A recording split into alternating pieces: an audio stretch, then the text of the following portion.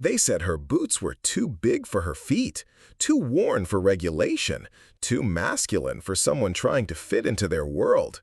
The kind of woman who looked like she was borrowing equipment from someone twice her size. Everyone at Naval Station Coronado had an opinion about Petty Officer Second Class Sarah Mitchell. But when Admiral Harrison walked into that briefing room and his eyes locked onto the faded Ranger tab barely visible on her left sleeve, the whispers stopped, the smirks vanished, and suddenly everyone realized they'd been catastrophically wrong about who was wearing hand-me-downs and who was wearing battle-earned gear. Before we jump back in, tell us where you're tuning in from. And if this story touches you, make sure you're subscribed, because tomorrow I've saved something extra special for you. The California morning fog hadn't lifted when Sarah's boots hit the polished floors of Naval Station Coronado. These weren't the standard-issue Navy boots that gleamed under fluorescent lights or squeaked against linoleum with factory-fresh precision. These were Army combat boots, size 10, when Sarah clearly wore an 8. Leather cracked in places that suggested they'd seen more than parade grounds. Soles worn thin on the outer edges from long marches through terrain that had nothing to do with naval operations. Laces were replaced multiple times, tied with the kind of knots that stayed tight when everything else was falling apart.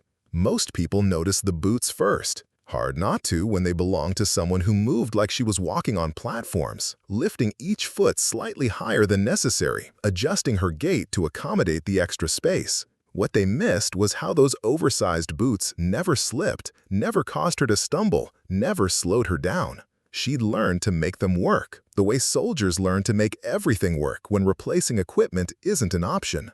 Naval Station Coronado wasn't like other postings. This was where the Navy met reality, where SEAL training happened, where the Pacific Fleet's most elite operations were planned and executed. Joint Task Force Headquarters, they called it. What it actually was? A proving ground where every branch of service sent their people to either excel or wash out spectacularly. The kind of place where appearances mattered almost as much as performance, and where not fitting the expected mold could derail a career before it started. Sarah carried a manila folder thick with transfer orders, medical clearances, and security documentation. Her uniform was regulation Navy, pressed and starched, but something about the way she wore it suggested familiarity with different colors, different insignia, different rules. Her hair was pulled back in a standard military bun, brown strands tucked away with precision that spoke of practice. No makeup, no jewelry, except for a simple black watch with a face that had seen better decades. What people noticed when they bothered to look past the boots was her posture. Not the rigid attention stance taught in basic training, but something more fluid, more aware. The kind of bearing that came from places where relaxation could get you killed, and alertness was the difference between mission success and body bags. She moved through the corridors like someone reading multiple languages simultaneously. The official layout of the building, the unofficial politics of the personnel, the tactical advantages and disadvantages of every doorway and intersection. The main administration building buzzed with the controlled chaos of a Monday morning shift change. Weekend duty officers briefing their replacements, maintenance crews discussing repair schedules, communications personnel testing equipment that kept the Pacific Fleet connected to reality. Sarah joined the flow without announcement, just another new face in a place that processed new faces like a factory processed widgets. Her first stop was Personnel Services, 3rd floor, where Chief Petty Officer Linda Rodriguez held court behind a desk that looked like it had survived several budget cycles and at least one natural disaster. Rodriguez was the kind of Navy lifer who could spot trouble from 3 corridors away and process paperwork with the efficiency of someone who'd learned that bureaucracy was just another form of warfare. Mitchell, Rodriguez said, consulting a computer screen that flickered like it was considering retirement. From Fort Bragg, she looked up, eyebrows raised. That's the Army. Yes, Chief. Inter-service assignment, joint operations training. Rodriguez studied Sarah's paperwork with the thoroughness of someone who'd learned that small errors led to large problems. Medical clearance, security clearance, specialty codes that didn't quite match standard Navy classifications. Everything was in order, but something about the file felt incomplete, like reading a story with pages missing. Says here you're rated for communications and logistics support, Rodriguez continued, but her tone suggested she was reading between lines that weren't quite adding up. Prior service branch listed as Army Signal Corps. That's correct, Chief. And those boots? Sarah glanced down at her feet. Personal equipment, Chief, within regulation tolerance. Rodriguez had been processing military personnel for 15 years. She'd seen every variation of regulation interpretation, every creative reading of uniform standards, every attempt to bend rules without breaking them. But something about Sarah's boots suggested they weren't about regulation tolerance. They were about necessity, about keeping gear that had kept you alive when keeping you alive had mattered more than appearance standards. Well, Rodriguez said finally, stamping a form with unnecessary force, you'll be working with the Joint Communications Division, Building C, 2nd floor. Report to Lieutenant Commander Patricia Wells. She runs a tight operation, so... She paused, looking at the boots again. Maybe invest in proper Navy footwear before you report. Sarah accepted her paperwork without comment.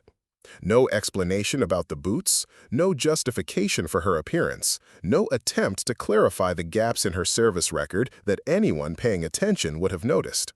Just a quiet, "Thank you, Chief," and a perfect about-face that suggested muscle memory trained by institutions that valued precision over explanation. Building C sat on the western edge of the base, close enough to the ocean that you could hear waves when the wind was right and taste salt in the air during morning PT. The Joint Communications Division occupied the 2nd floor, a maze of cubicles, server rooms, and briefing spaces where information from around the Pacific Theater was collected, analyzed, and redistributed to people who made decisions that affected thousands of lives. Sarah found Lieutenant Commander Wells in Briefing Room 2, studying multiple computer screens while juggling 3 different phone conversations. Mid-40s, silver threading through black hair pulled back in a bun that had given up on military perfection hours ago. Coffee-stained uniform that suggested she'd been at work since before dawn. The kind of officer who led by example rather than authority, because authority without competence was just noise. "You must be Mitchell," Wells said, ending her phone calls with the efficiency of someone who'd learned to prioritize ruthlessly. "Welcome to the circus. Hope you're ready to hit the ground running because we're behind schedule on everything that matters and ahead of schedule on everything that doesn't." Sarah came to attention. "Ready to work, ma'am." Wells studied her for a moment, taking in the regulation uniform, the non-regulation boots, the way Sarah stood like she was prepared for orders that might require immediate movement in any direction. "Communications and logistics support, according to your file. That's broad. What's your actual specialty?" "Whatever needs doing, ma'am." It was the kind of answer that could mean everything or nothing.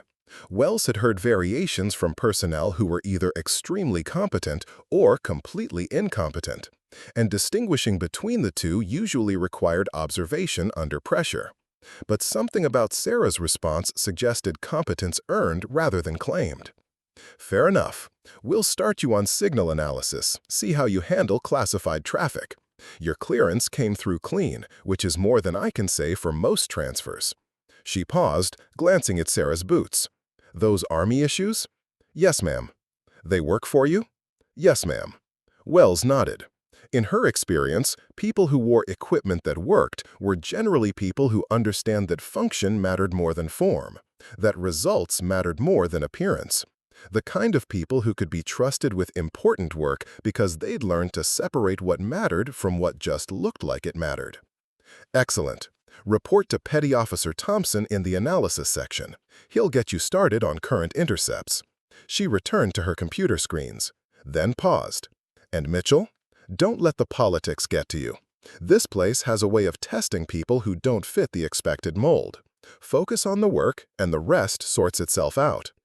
Sarah made her way through the cubicle maze toward the analysis section, past workstations where Navy personnel processed intelligence that would never appear in newspapers, analyzed communications that determined fleet movements, and coordinated operations that maintained peace through the careful application of overwhelming capability.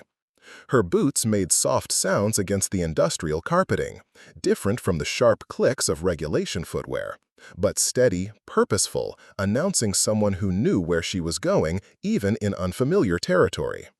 The analysis section occupied the northeast corner of the building, where large windows provided natural light for work that rarely saw daylight. Banks of computer monitors displayed signal intercepts, communication logs, and tactical assessments that paint a real-time picture of Pacific Fleet operations. This was where information became intelligence, where data became decisions, where the difference between competent analysis and excellent analysis could determine mission success. Petty Officer First Class David Thompson looked up from his workstation as Sarah approached. Early 30s, the kind of lean build that suggested more time with computers than gym equipment, wearing glasses that had been adjusted so many times the frames had given up on symmetry. His desk was organized chaos, coffee cups marking the progression of long shifts, technical manuals bookmarked with sticky notes, and enough cable management to suggest someone who understood that complex systems require careful maintenance. "You're the new transfer from the Army, Thompson. Welcome to the nerve center of organized confusion." "Mitchell, pleasure to meet you." Thompson glanced at her boots, but his expression suggested curiosity rather than judgment. "Army Signal Corps, right? Should be an easy transition. Most of the equipment's similar, just different paint jobs and more maritime focus." He led her to a workstation that looked like it had been assembled from components spanning several decades of technological advancement. Multiple monitors, secure communication terminals, analysis software that required security clearances to even discuss. The kind of setup that could process information from satellites, submarines, and surface vessels simultaneously, creating a comprehensive picture of naval operations across thousands of miles of ocean. Preparing and narrating this story took us a lot of time, so if you are enjoying it, subscribe to our channel. It means a lot to us. Now, back to the story. Your primary task will be signal analysis and pattern recognition, Thompson explained, pulling up training modules on the main screen.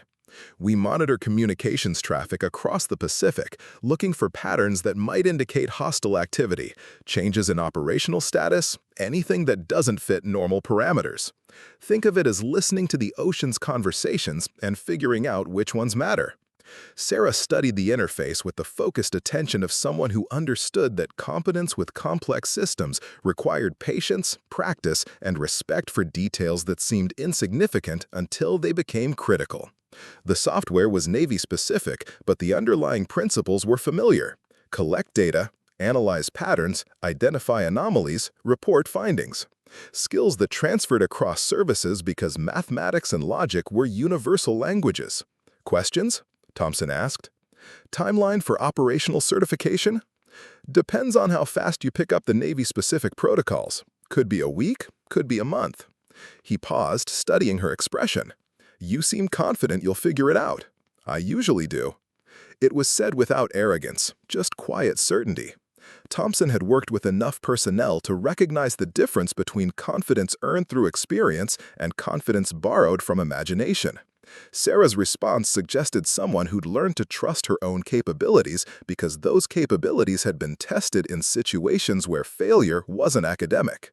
As Thompson began the technical briefing, Sarah absorbed information with the efficiency of someone who'd learned to adapt quickly to new systems, new procedures, new environments.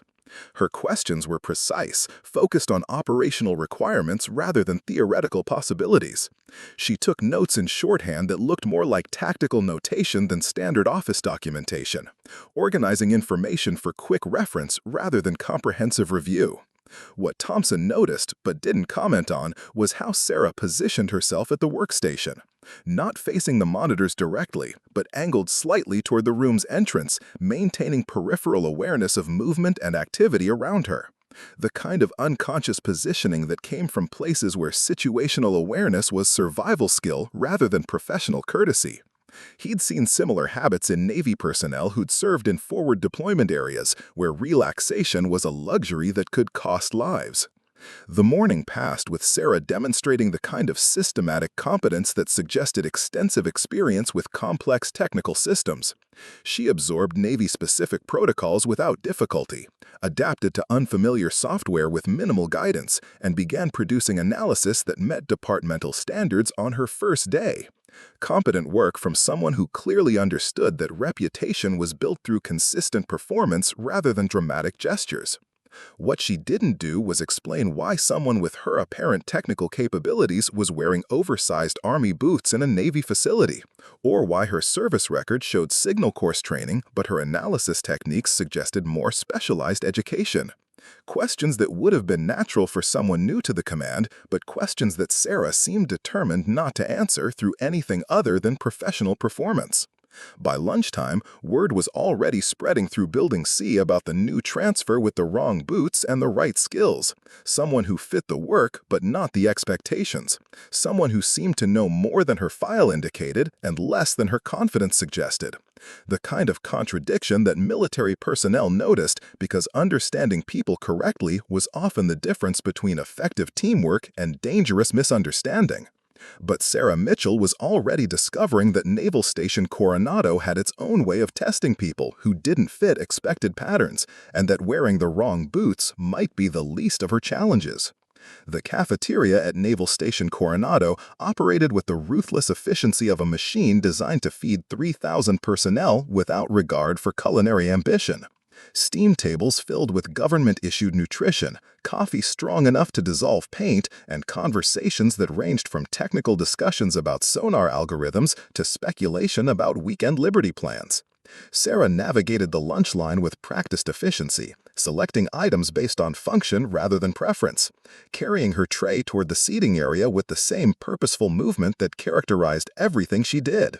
She chose a table near the eastern windows, where natural light supplemented the harsh fluorescent overhead fixtures. Positioned herself facing the room with her back to the wall, an automatic choice that most people wouldn't notice, but that spoke to training that went deeper than standard Navy protocols. As she began eating, fragments of conversation drifted from nearby tables, the usual mixture of shop talk, complaints about duty schedules, and observations about new personnel. "Did you see the new transfer in Building C?" The voice belonged to Seaman Jessica Park, stationed 3 tables away but speaking loudly enough for half the cafeteria to hear. Her companion, Petty Officer Marcus Webb, laughed. "Probably inherited them. You know how Army surplus works. Buy one size fits none, hope for the best." I heard she's working signal analysis, Park continued, cutting her sandwich with unnecessary precision. Thompson's probably loving that. Finally has someone to train who doesn't know the difference between a submarine and a surface contact. Sarah continued eating without reaction, accustomed to being discussed like a curiosity rather than a colleague.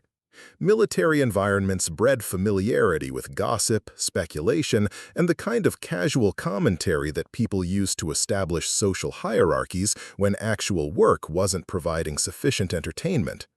She'd learned long ago that responding to every comment was exhausting and ultimately counterproductive. "I give her a month," Webb said, warming to his analysis. "Joint communications is technical work, requires understanding maritime operations, Pacific Fleet protocols, Navy-specific equipment.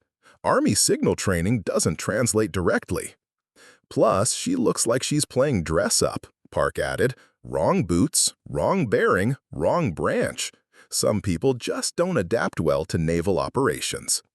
From across the room, another voice joined the conversation. "Maybe she's here for diversity statistics. Inter-service cooperation looks good on Pentagon reports." This from Chief Petty Officer Raymond Torres, whose table had apparently been monitoring the discussion with interest. "That's harsh, Chief," Webb said, though his tone suggested amusement rather than disagreement. "Realistic," Torres corrected. "I've seen enough transfers to know the difference between personnel who earn their assignments and personnel who get assigned for political reasons. Usually shows up in their equipment choices." Sarah finished her meal methodically, cleared her tray, and returned to Building C without acknowledging the ongoing commentary. The afternoon brought her first real technical challenge, analyzing communication patterns from a training exercise involving 3 destroyers, 2 submarines, and enough encrypted traffic to keep a small city of analysts busy for a week. The work required understanding not just the technical aspects of naval communications, but the tactical reasoning behind message priorities, frequency selections, and transmission timing. Sarah approached the problem systematically, building a comprehensive picture of the exercise from fragments of intercepted signals, coded references, and operational patterns that revealed more than their creators probably intended. She was deep in analysis when Petty Officer First Class Angela Rivera approached her workstation. Rivera had been with the Joint Communications Division for 2 years, long enough to establish herself as someone whose opinions carried weight and whose approval could smooth the path for newcomers. She was also, Sarah quickly realized, someone who enjoyed testing people. Making progress on the exercise reconstruction? Rivera asked, settling into a nearby chair with the casual confidence of someone conducting an informal evaluation. Tracking multiple signal sources, correlating timestamps, identifying communication hierarchies, standard pattern analysis. Standard for who? Army signal analysis is different from naval operations. Different priorities, different protocols, different threat assessments. Rivera's tone was friendly, but her words carried an edge that suggested this wasn't purely social conversation. Sarah saved her work and turned to face Rivera directly. Signal analysis principles are universal. Technology changes, tactics evolve, but mathematics and logic remain consistent across surfaces. That's theoretical. Practical application requires understanding maritime-specific challenges. Ocean environments affect signal propagation differently than terrestrial operations.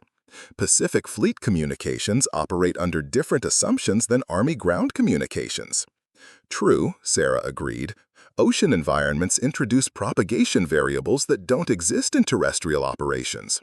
Ionospheric effects, maritime weather patterns, the acoustic properties of seawater versus air. Different challenges require different solutions. Rivera paused, apparently expecting more resistance to her technical challenge. You seem familiar with maritime communication challenges for someone with an Army Signal Corps background. Cross-training benefits everyone, Sarah said simply, returning to her analysis.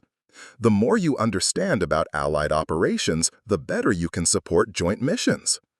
It was a diplomatic non-answer that acknowledged Rivera's expertise while deflecting questions about Sarah's own background. Rivera studied her for another moment, then stood. Well, let me know if you need help understanding Navy-specific protocols. Always happy to share knowledge with personnel who are adapting to new environments. The afternoon progressed with Sarah demonstrating exactly the kind of competent analysis that made Rivera's offer of assistance seem unnecessary. Her reconstruction of the training exercise revealed communication patterns that several more experienced analysts had missed. Identified potential security vulnerabilities in the encryption protocols, and produced tactical assessments that exceeded standard requirements for routine traffic analysis. Thompson reviewed her work around 1600 hours, his expression shifting from cautious optimism to genuine surprise as he examined her analysis. This is comprehensive work, Mitchell. You've identified communication hierarchies that our regular analysts missed, flagged potential improvements to message priority systems, and produced threat assessments that could influence actual operational planning. Thank you, Petty Officer. How did you correlate these signal patterns? Some of these connections aren't obvious from the raw data. Thompson was genuinely curious now, studying her analysis with the attention of someone who recognized superior work when he saw it. Sarah highlighted several data points on her primary monitor, cross-referencing transmission timing with tactical positioning data, analyzing frequency selection patterns, identifying communication redundancies that suggest backup protocols. Standard methodology, just applied systematically. But Thompson had been doing signal analysis long enough to recognize that Sarah's standard methodology was producing exceptional results. Her pattern recognition was more sophisticated than typical Signal Corps training would provide, her understanding of tactical communications more comprehensive than most Navy analysts developed after years of experience. Where did you learn to analyze communication patterns at this level? Thompson asked. Training and experience, Sarah replied, which was accurate but incomplete in the way that all of her answers seemed to be. Before Thompson could pursue the question further, Lieutenant Commander Wells approached their workstation.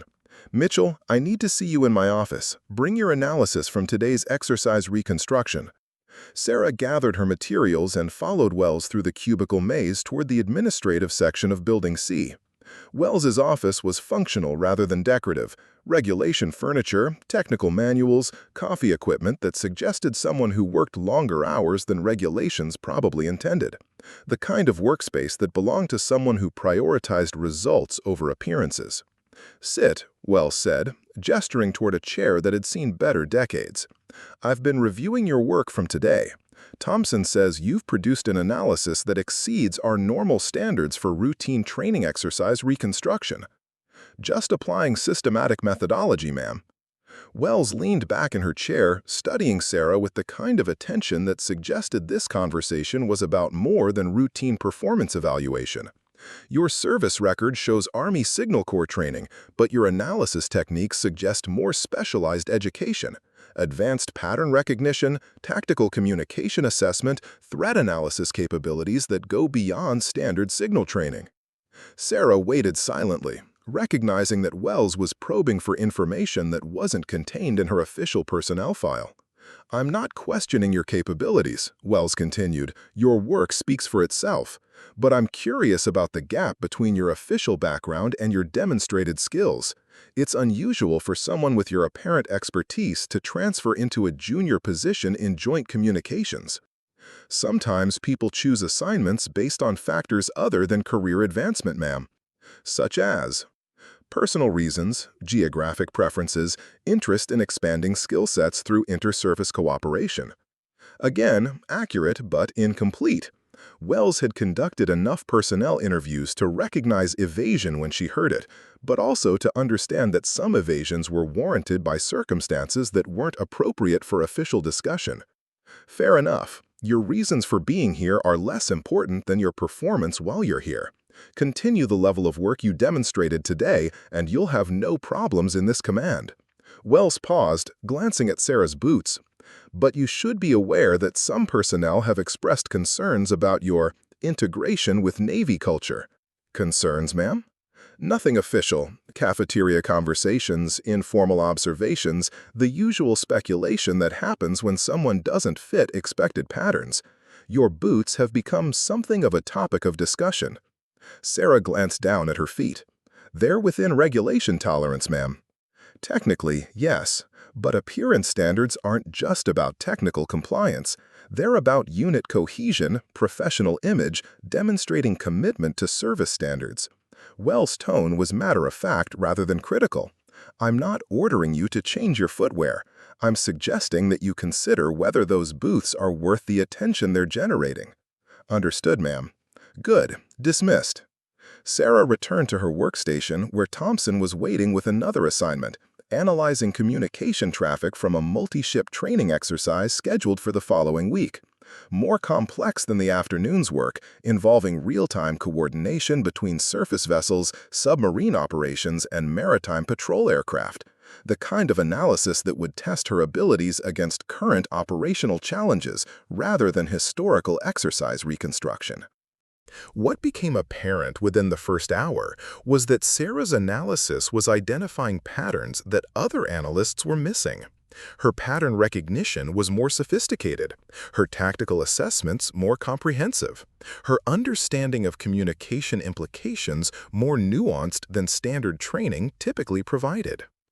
Murphy appeared at her workstation around 13:30 hours, ostensibly to review coordination procedures, but actually to observe her analysis methods. "Interesting approach to multi-platform coordination assessment," he commented, studying her monitors.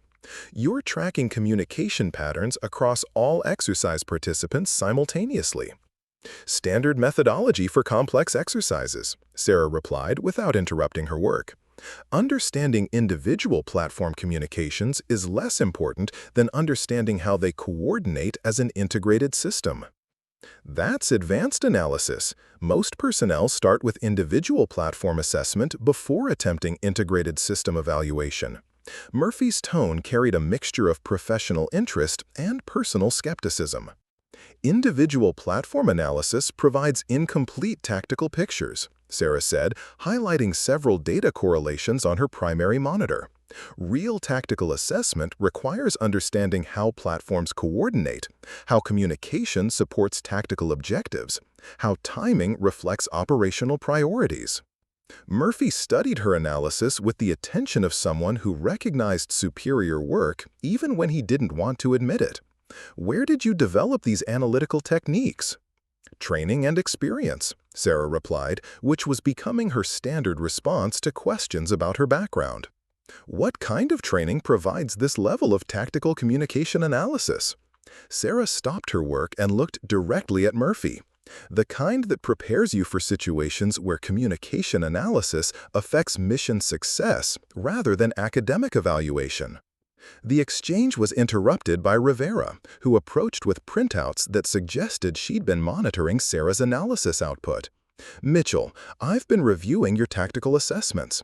You're identifying communication vulnerabilities that our standard analysis procedures don't typically flag, such as frequency selection patterns that could indicate electronic warfare vulnerabilities, message timing sequences that suggest coordination weaknesses, communication redundancy gaps that could affect operational effectiveness under hostile conditions.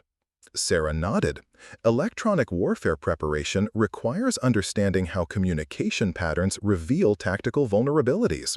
Standard analysis focuses on coordination effectiveness, but operational analysis requires assessing vulnerability to hostile interference. Rivera and Murphy exchanged glances that suggested Sarah had just demonstrated knowledge that exceeded their expectations for someone with her apparent background. That's specialized analysis, Rivera said carefully. Understanding electronic warfare implications requires training in threat assessment and hostile environment operations. Cross-training benefits everyone, Sarah replied, returning to her analysis. The more you understand about potential threats, the better you can assess communication security. But Rivera had been conducting communication analysis long enough to recognize that Sarah's cross-training was producing insights that typically required specialized education and operational experience. Her understanding of electronic warfare vulnerabilities was more sophisticated than most Navy analysts developed without specific training in hostile environment operations.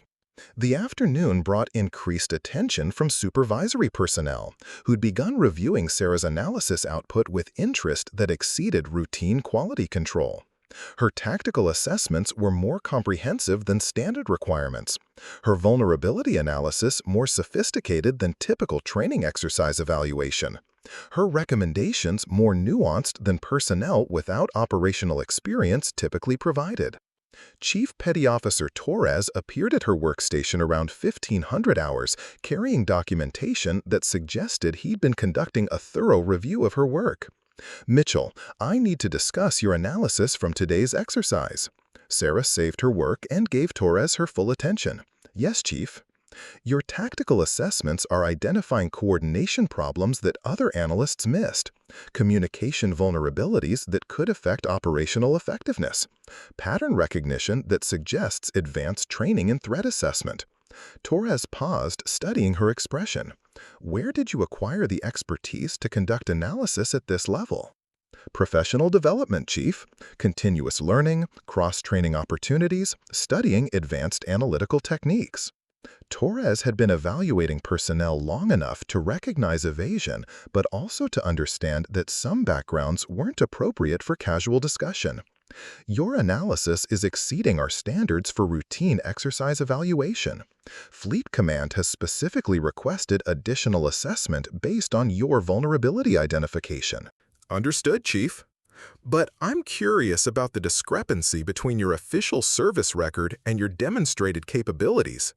Army Signal Corps training doesn't typically provide the tactical analysis expertise you're demonstrating. Sarah waited silently, recognizing that Torres was probing for information she wasn't prepared to provide through informal discussion. I'm not questioning your qualifications, Torres continued. Your work speaks for itself. But understanding your background helps me assign appropriate responsibilities and ensure your capabilities are utilized effectively. I appreciate that, Chief. I'm prepared to handle whatever assignments are considered appropriate for my position and clearance level. Torres nodded slowly. Continue your current analysis. I'll be reviewing your assessments with Lieutenant Commander Wells and determining whether additional responsibilities might be appropriate. As Torres walked away, Sarah became aware that her exceptional performance was creating as many problems as it was solving.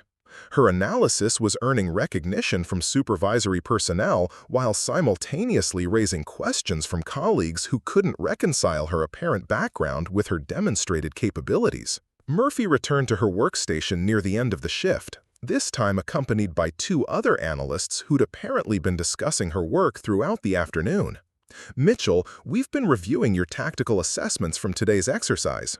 Your pattern recognition is identifying issues that we missed during our initial analysis. Different analytical approaches produce different insights," Sarah replied diplomatically. "Your approach seems more sophisticated than standard Navy communication analysis training provides.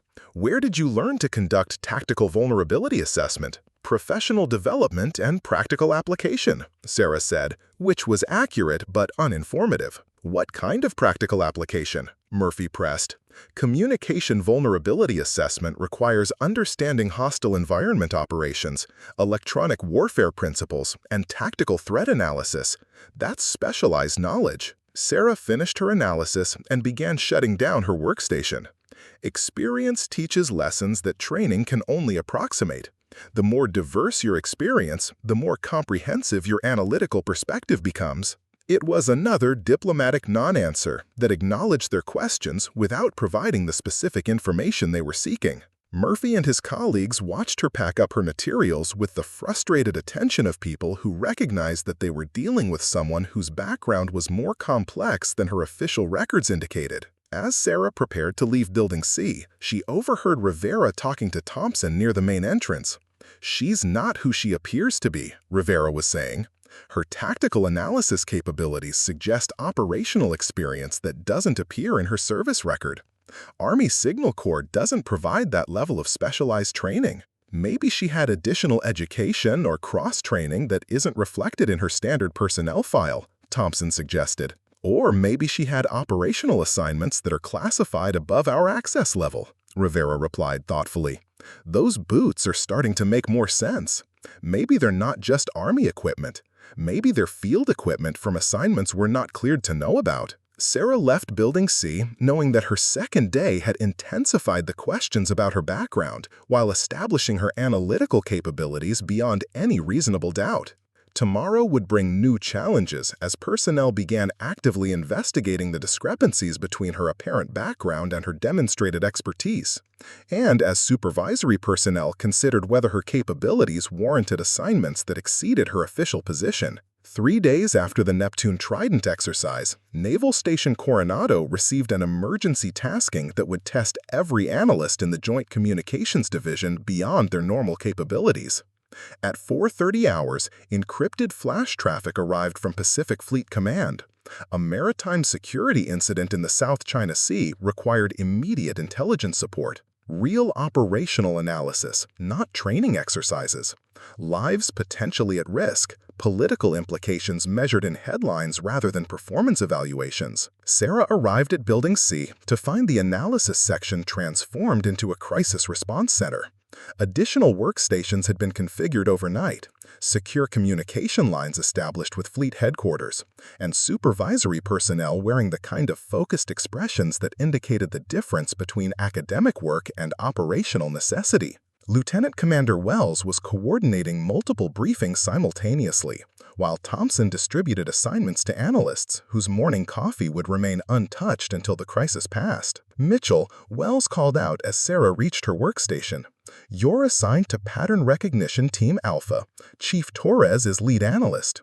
Your task is identifying communication signatures that might indicate hostile surveillance or interference with merchant shipping in the affected area." The assignment was significant beyond its technical requirements. Pattern Recognition Team Alpha handled the most sensitive analytical tasks, work that required security clearances and analytical capabilities that exceeded standard personnel qualifications. Being assigned to Torres's team meant that Sarah's previous work had earned recognition at levels above routine supervision. But Rivera and Murphy exchanged glances that suggested Sarah had just demonstrated knowledge that confirmed their growing suspicions about her background. Understanding intelligence-gathering techniques required training that exceeded standard communications analysis education, experience with threat assessment that suggested operational rather than academic exposure to hostile activities. Chief Torres returned to her workstation around 1100 hours, carrying additional classified materials and wearing an expression that indicated the crisis had escalated beyond routine intelligence support. Mitchell, Pacific Fleet Command has specifically requested expansion of your pattern analysis. Your initial assessment identified surveillance activities that other intelligence sources have confirmed through independent channels. Additional tasking, Chief? Fleet wants a comprehensive threat assessment covering the entire South China Sea commercial shipping corridor, real-time analysis of all merchant vessel communications, identification of any patterns that might indicate hostile intelligence gathering or preparation for international shipping. The assignment was enormous in scope and critical in implications. Comprehensive threat assessment of an entire maritime region required analytical capabilities that exceeded normal personnel qualifications, understanding of intelligence techniques that suggested specialized training, and pattern recognition skills that typically developed through operational experience rather than academic study. Sarah accepted the assignment with the same systematic approach she applied to all technical challenges. But she was aware that her analytical methods were now under intense scrutiny from personnel who were actively investigating the discrepancies between her apparent background and her demonstrated capabilities. The afternoon brought the kind of analytical pressure that separated competent personnel from exceptional ones. Multiple data streams requiring simultaneous monitoring, pattern recognition across thousands of commercial communications, threat assessment that would influence fleet operational decisions affecting thousands of sailors and international maritime security. Sarah's analysis revealed a sophisticated intelligence gathering operation using fishing vessels, merchant ships, and research platforms to monitor U.S. naval activities throughout the South China Sea. Communication patterns that indicated coordinated surveillance, geographic positioning that suggested preparation for potential interference with shipping, and tactical coordination that exceeded normal commercial necessity. The assignment was enormous in scope and critical in implications. Comprehensive threat assessment of an entire maritime region required analytical capabilities that exceeded normal personnel qualifications, understanding of intelligence techniques that suggested specialized training, and pattern recognition skills that typically developed through operational experience rather than academic study. Sarah accepted the assignment with the same systematic approach she applied to all technical challenges, but she was aware that her analytical methods were now under intense scrutiny from personnel who were actively investigating the discrepancies between her apparent background and her demonstrated capabilities. The afternoon brought the kind of analytical pressure that separated competent personnel from exceptional ones. Multiple data streams requiring simultaneous monitoring, pattern recognition across thousands of commercial communications, threat assessment that would influence fleet operational decisions affecting thousands of sailors and international maritime security. Sarah's analysis revealed a sophisticated intelligence gathering operation using fishing vessels, merchant ships, and research platforms to monitor U.S. naval activities throughout the South China Sea. Communication patterns that indicated coordinated surveillance, geographic positioning that suggested preparation for potential interference with shipping, and tactical coordination that exceeded normal commercial necessity. Her assessment was so comprehensive and her threat identification so sophisticated that Torres found himself reviewing her work with amazement rather than routine supervision. Mitchell, your analysis has identified an intelligence gathering network that our regular threat assessment procedures missed completely. Coordinated surveillance operations require systematic analysis to distinguish hostile activities from routine commercial traffic, Sarah replied, continuing her work without interrupting her analytical process. This level of threat assessment requires understanding intelligence techniques that aren't covered in standard training, Torres said carefully. Where did you acquire the expertise to recognize sophisticated surveillance operations? Sarah finished entering her latest assessment and turned to face Torres directly. Experience teaches recognition of patterns that training can only describe theoretically. What kind of experience? Torres asked, his tone indicating this was no longer casual conversation.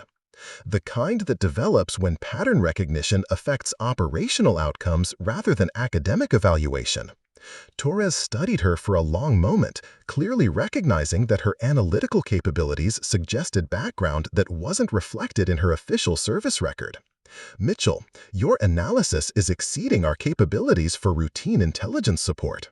Fleet Command is using your threat assessment to modify operational plans for the entire Pacific Theater. Understood, Chief. But I need to understand your qualifications for conducting analysis at this level. Threat assessment affecting fleet operations requires personnel with specialized training and operational experience. Your official record shows Army Signal Corps' background, but your demonstrated capabilities suggest much more comprehensive education. Sarah held his gaze steadily. Chief, I'm prepared to handle whatever analytical responsibilities are considered appropriate for my position and security clearance. My background includes training and experience sufficient to support current assignments. It was a diplomatic response that acknowledged his concerns without providing the specific information he was seeking. Torres recognized the evasion, but also understood that some backgrounds weren't appropriate for informal discussion in operational environments. Continue your analysis, Torres said finally, but understand that your work is being reviewed at levels above my authority.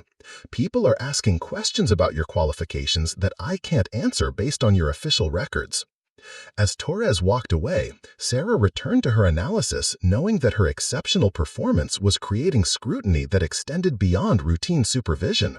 Her analytical capabilities were earning recognition at fleet command levels while simultaneously raising questions about her background that standard personnel procedures couldn't answer. Murphy returned to her workstation near the end of her shift, this time accompanied by Rivera and two other analysts who'd apparently been discussing her work throughout the afternoon. "Mitchell, we need to talk," Murphy said, with the seriousness that indicated this wasn't casual conversation. Sarah saved her work and gave them her attention. "Yes?" "Your threat assessment capabilities are identifying intelligence operations that our standard procedures missed," Rivera said carefully. "Understanding sophisticated surveillance techniques requires training and experience that exceeds routine communications analysis education. Your pattern recognition suggests operational experience with hostile intelligence activities," Murphy added. "Army Signal Corps training doesn't provide that level of specialized knowledge." Sarah listened without responding, recognizing that they were building toward questions she wasn't prepared to answer through informal discussion. "We've been reviewing your analytical methods, and they suggest background in threat assessment and intelligence analysis that doesn't appear in your service record," Rivera continued. "Either you've had additional training that isn't documented, or you've had operational assignments that are classified above our access level." "Those boots are starting to make perfect sense," Murphy said thoughtfully. "Maybe they're not just Army equipment. Maybe they're field equipment from assignments that don't appear in standard personnel files." Sarah stood and began packing her materials. "My background includes training and experience sufficient to support my current assignments. Questions about specific qualifications should be directed through appropriate channels to supervisory personnel with access to complete records." It was a professional response that effectively ended the discussion without providing any of the information they were seeking. As she prepared to leave, she could hear them continuing their speculation about her background, her qualifications, and the growing certainty that she wasn't who her official records indicated. The day ended with Sarah having established herself as capable of analytical work that exceeded normal personnel qualifications while creating questions about her background that informal investigation couldn't answer. Tomorrow would bring new challenges as supervisory personnel began official inquiry into her qualifications and as her colleagues moved from speculation to active investigation of the discrepancies between her apparent background and her demonstrated expertise. But tonight, as she walked across the base toward her quarters, Sarah was aware that her oversized combat boots had become symbols of mysteries that people were determined to solve, and that her analytical capabilities had earned recognition that might force revelation of background she preferred to keep private. The emergency briefing at 5:45 hours carried the weight of a situation spiraling beyond anyone's control. Sarah entered conference room A to find it packed with personnel she'd never seen before. Intelligence officers with badges that didn't specify their agencies, communication specialists whose uniforms bore no unit designations, and supervisory staff whose presence indicated that yesterday's maritime security incident had escalated into something that threatened careers as much as operational security. Lieutenant Commander Wells stood at the front of the room, her usual composed demeanor replaced by the strain that came from managing a crisis that exceeded normal parameters. Behind her, multiple screens displayed real-time intelligence that painted an increasingly dangerous picture of coordinated hostile activities throughout the South China Sea. "Situation update," Wells announced, her voice carrying across the sudden silence. "Intelligence assessment from yesterday's analysis has been confirmed by multiple independent sources. We're dealing with a sophisticated surveillance network that's been monitoring U.S. naval operations for at least 6 months. Pattern analysis suggests preparation for potential interference with commercial shipping that could affect international maritime trade worth billions of dollars daily." Sarah took notes with systematic precision, but she was acutely aware of the attention focused on her from personnel throughout the room. Her threat assessment had triggered this emergency response, had brought together intelligence officials whose normal work remained invisible to routine naval operations, had created a crisis that would be resolved or escalated based on decisions made by people whose names never appear in newspapers. "Current tasking," Wells continued, "requires immediate expansion of analytical capabilities.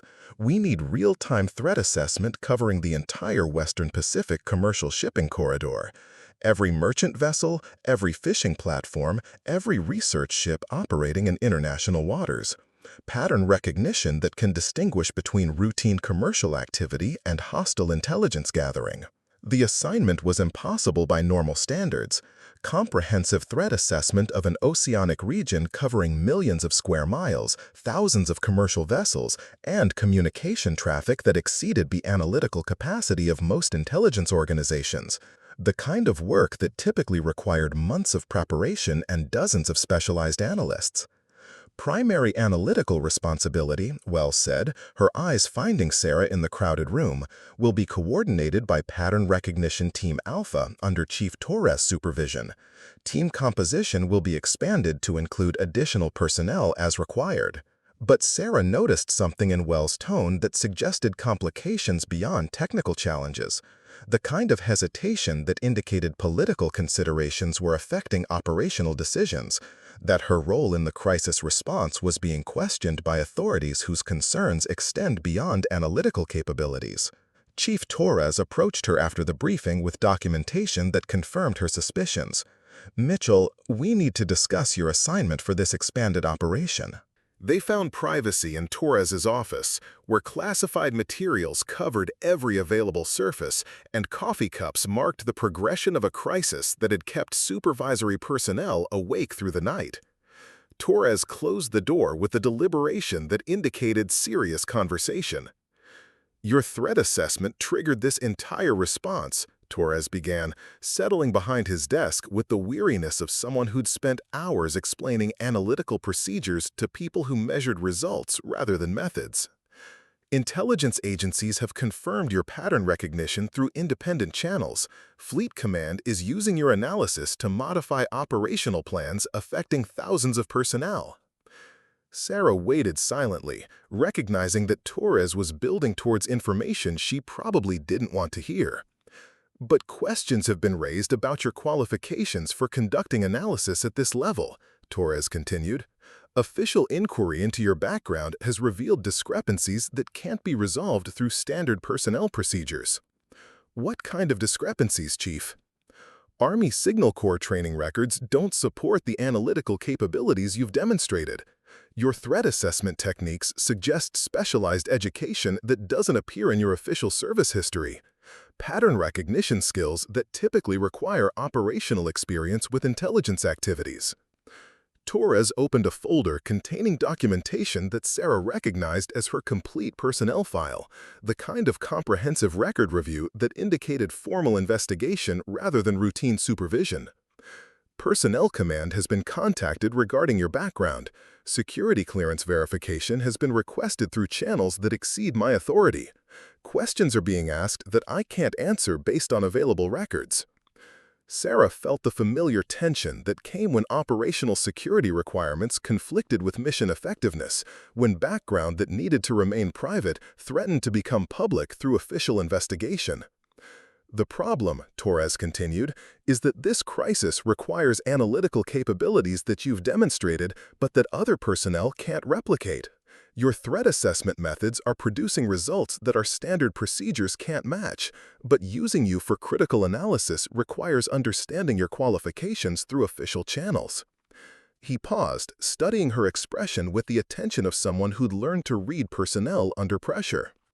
Mitchell, people are asking questions about your background that go beyond routine personnel inquiry. Intelligence officials want to understand how someone with Army Signal Corps training acquired expertise in threat assessment and pattern recognition that exceeds capabilities of personnel with years of specialized education.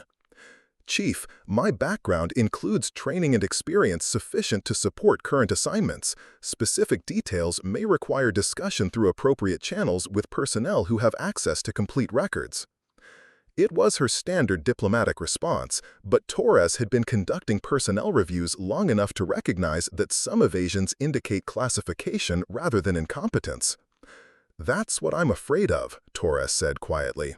"If your background requires discussion through channels above my clearance level, it means your qualifications involve information that can't be shared through normal procedures, which creates problems when people who make decisions about crisis response want to understand why they should trust analysis from someone whose credentials they can't verify." The conversation was interrupted by urgent knocking on Torres's door. "Chief, you need to see this immediately." The voice belonged to Thompson, whose usual calm demeanor had been replaced by excitement that indicated significant developments. Torres opened the door to find Thompson holding printouts with classification markings that suggested the crisis had escalated beyond maritime security into broader intelligence concerns. The pattern analysis from Mitchell's threat assessment has identified coordination between the surveillance network and activities in other regions. This isn't just South China Sea operations. It's a global intelligence gathering affecting multiple theaters. Torres reviewed the materials with increasing concern. Global coordination requires analytical capabilities that exceed our normal intelligence support responsibilities. "That's not the only problem," Thompson continued.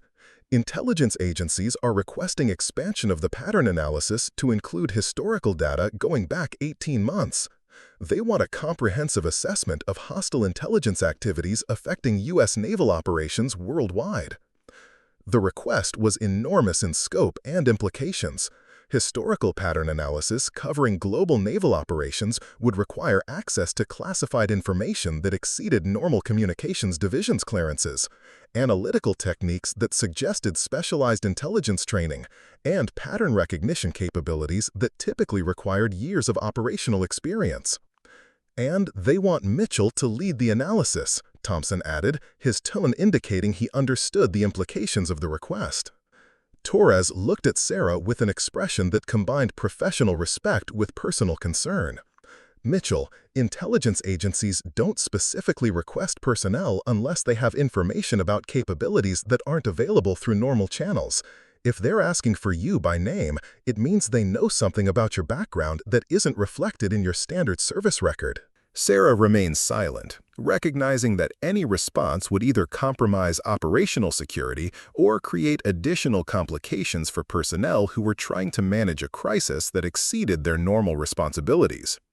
The problem, Torres continued, is that accepting the assignment requires official verification of your qualifications through intelligence channels. Background investigation that will examine your complete service history, including assignments that may be classified above our access level. He paused, studying her reaction with the attention of someone who understood that some personnel carried backgrounds that complicated simple operational decisions. If your qualifications involve classified assignments, accepting this task will require revelation of information that you may prefer to keep private. Sarah felt the weight of a decision that had been building since her arrival at Naval Station Coronado. Continue maintaining cover that protects operational security, or reveal background that would enable mission accomplishment but compromise personal privacy and possibly affect future assignments. "What happens if I decline the assignment?" she asked. "Intelligence agencies have indicated that your pattern recognition capabilities are critical for comprehensive threat assessment.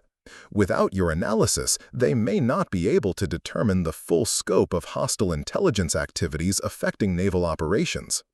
Torres paused. Declining could affect operational security for thousands of personnel. And accepting? Requires background verification that will examine your complete service history through intelligence channels. Whatever assignments you've had that aren't reflected in your standard records will become known to people who make decisions about crisis response and future analytical assignments. Sarah understood the implications. Accepting the assignment would require revealing background she'd kept private, would expose operational history that she protected through careful management of official records, would transform her from anonymous analyst into someone whose capabilities and qualifications were known to intelligence officials throughout the Pacific Theater. "I need time to consider the implications," Sarah said finally. Torres nodded. "You have until 1400 hours. Intelligence agencies need confirmation of analytical support by this afternoon, or they'll implement alternative assessment procedures that may not provide adequate threat evaluation." As Sarah left Torres' office, she was aware that the crisis had forced a decision she'd hoped to avoid. Reveal background that would enable mission accomplishment, but compromise the operational anonymity that had allowed her to transition from her previous assignments to routine analytical work. The morning passed with Sarah conducting routine analysis while wrestling with a decision that would affect not just her current assignment but her future military career. By lunchtime, word had spread throughout Building C that intelligence agencies had specifically requested her for expanded threat assessment, creating speculation about her background that had moved from curiosity to active investigation. Murphy approached her workstation around 1300 hours, carrying documentation that suggested he'd been conducting research into her service history. "Mitchell, intelligence agencies don't specifically request personnel unless they have information about capabilities that exceed standard qualifications." Sarah looked up from her analysis. "Personnel assignments are made based on demonstrated competence and mission requirements." "Your demonstrated competence suggests background in specialized intelligence analysis that doesn't appear in your official records," Murphy continued. "If agencies are requesting you by name, it means they know something about your qualifications that we don't." Rivera joined the conversation, apparently having coordinated with Murphy to conduct this informal investigation. "We've been reviewing your analytical methods, and they consistently demonstrate expertise that suggests operational experience rather than academic training. Pattern recognition that typically develops through field assignments in hostile environments." Sarah saved her work and stood, recognizing that the informal investigation had reached the point where direct confrontation was inevitable. "My qualifications are sufficient for current assignments. Questions about specific background should be directed through appropriate official channels." "Those boots," Murphy said suddenly, his tone indicating he'd reached a conclusion that had been building for days. "They're not just Army equipment. They're field equipment from operational assignments that don't appear in standard personnel records." "Combat boots from assignments that required equipment designed for hostile environments," Rivera added, "worn by someone who needed reliable footwear for operations that went beyond routine military duties." Sarah looked at both of them with the steady gaze that had characterized all her interactions since arriving at Naval Station Coronado. Equipment choices are based on functionality and personal preference. Drawing conclusions about background based on footwear is speculative and inappropriate. But Murphy and Rivera had moved beyond speculation to certainty that Sarah's background involved assignments that weren't reflected in her official records, that her analytical capabilities suggested experience with intelligence operations that exceeded routine communications analysis, that her presence at Naval Station Coronado was more complex than simple inter-service transfer. As 1400 hours approached, Sarah faced the decision that would determine whether she maintained the operational anonymity she'd carefully protected or revealed background that would enable critical mission accomplishment but transform her role from anonymous analyst to recognized specialist whose capabilities were known throughout the intelligence community. The choice would affect not just the current crisis, but her future assignments, her operational security, and her ability to maintain the quiet professional anonymity that had allowed her to transition from previous assignments to routine analytical work. At precisely 13:55 hours, the main entrance to Building C opened with measured authority. Rear Admiral Robert Harrison entered the Joint Communications Division with the presence that immediately transformed the bustling analytical center into cathedral silence. Late 50s, steel-gray hair beneath his combination cover, uniform bearing ribbons spanning 3 decades of naval service. Sarah was at her workstation when every conversation in Building C stopped simultaneously. She looked up to see personnel coming to attention as Admiral Harrison's eyes swept the room, then locked onto her. He moved toward her workstation with unhurried purpose. "Petty Officer Second Class Sarah Mitchell," he said, though his tone suggested he knew considerably more about her than her current rank indicated. Sarah stood and came to attention. "Yes, sir." The entire analysis section held its breath. Admiral Harrison studied Sarah with attention that suggested this wasn't casual inspection, but evaluation that would determine significant outcomes. Then, Rear Admiral Robert Harrison did something nobody expected. He raised his hand in a perfect military salute. Not casual, not routine. Perfect, the kind of salute reserved for personnel who'd earned recognition in places where survival meant everything. Sarah held his gaze for a heartbeat that lasted forever, then returned the salute with identical precision. When they lowered their hands, Admiral Harrison's voice carried across the analysis section. "Ladies and gentlemen, allow me to introduce Staff Sergeant Sarah Mitchell, 75th Ranger Regiment, recently completed an assignment with the Army's most classified Special Operations Unit." The silence stretched like a held breath. Wells looked stunned. Torres appeared to be reassessing every conversation he'd had with Sarah.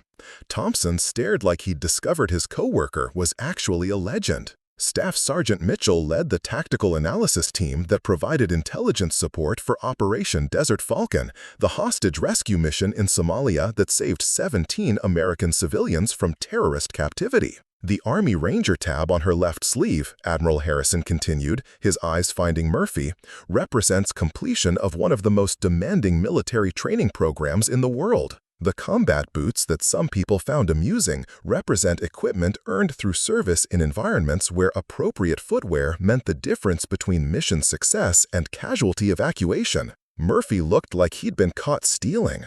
Rivera had gone pale, realizing her technical challenges had been equivalent to questioning a master craftsman about basic tools. "The intelligence analysis you've provided over the past week has identified threats that multiple agencies missed despite months of investigation.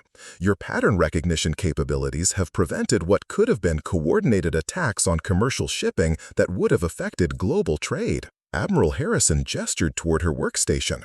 "The threat assessment that Staff Sergeant Mitchell completed yesterday has been briefed to the Joint Chiefs of Staff and has influenced operational planning for naval forces throughout the Western Pacific." Torres found his voice. "Sir, her official records showed an Army Signal Corps background." "Cover assignment," Admiral Harrison replied. "Staff Sergeant Mitchell's actual service history includes assignments that require operational security protection. Her transfer here was arranged to provide transition from classified operations to routine analytical work." The implications settled across the room.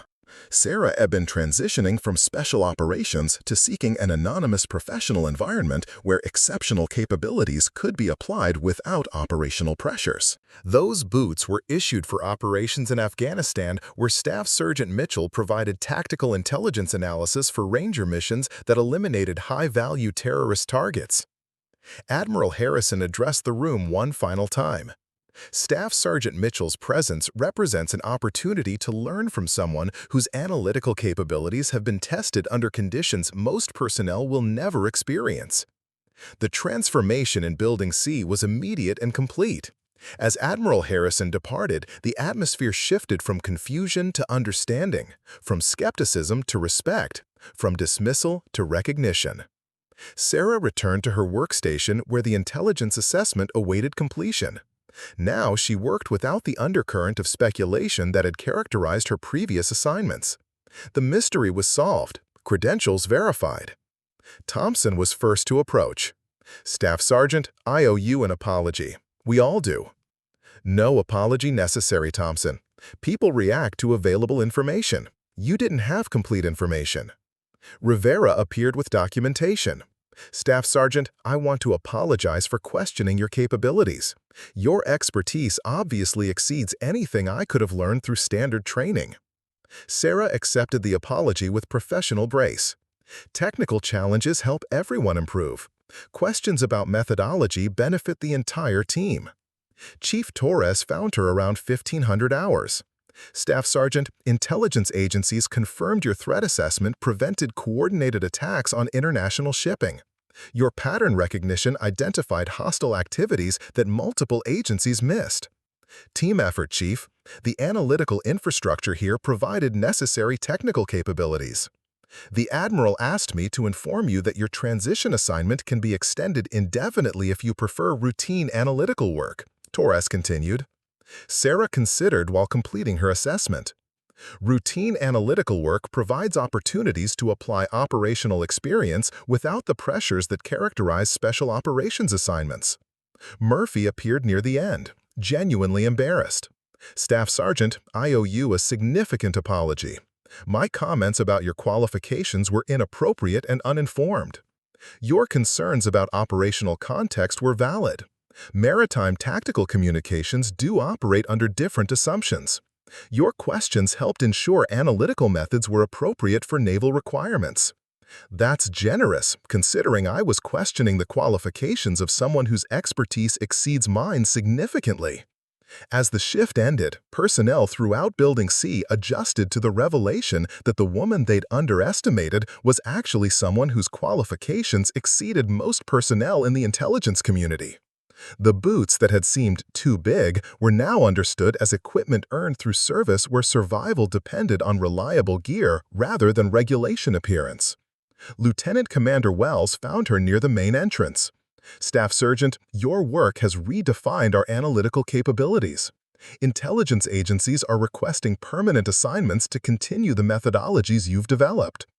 "Whatever assignment is considered most beneficial for operational requirements, ma'am. Your presence has demonstrated that routine analytical work can benefit from personnel whose experience exceeds routine qualifications. I hope you'll consider a permanent assignment." As Sarah left Building C for her evening walk, she was aware that her week had concluded with her true qualifications being recognized rather than her cover maintained. The resolution had occurred through official channels, had enhanced rather than damaged her operational value, and provided transition to analytical work that utilized her capabilities without previous operational pressures. Behind her, Building C buzzed with conversations about the woman whose oversized combat boots had concealed background that exceeded everyone's assumptions, whose quiet competence had masked capabilities that influenced national security decisions. The boots that had seemed too big were now understood as exactly the right size for someone who'd earned them through service where equipment reliability mattered more than regulation compliance, where function exceeded form, where belonging was measured by capability rather than appearance. Everyone at Naval Station Coronado finally understood that the woman who'd seemed like she didn't belong was actually the only person who truly understood what they were all training for. Sarah Mitchell had found her place among people who now understood exactly why she belonged there. Up next, you've got two more standout stories right on your screen. If this one hits the mark, you won't want to pass these up. Just click and check them out. And don't forget to subscribe and turn on the notification bell so you don't miss any upload from us.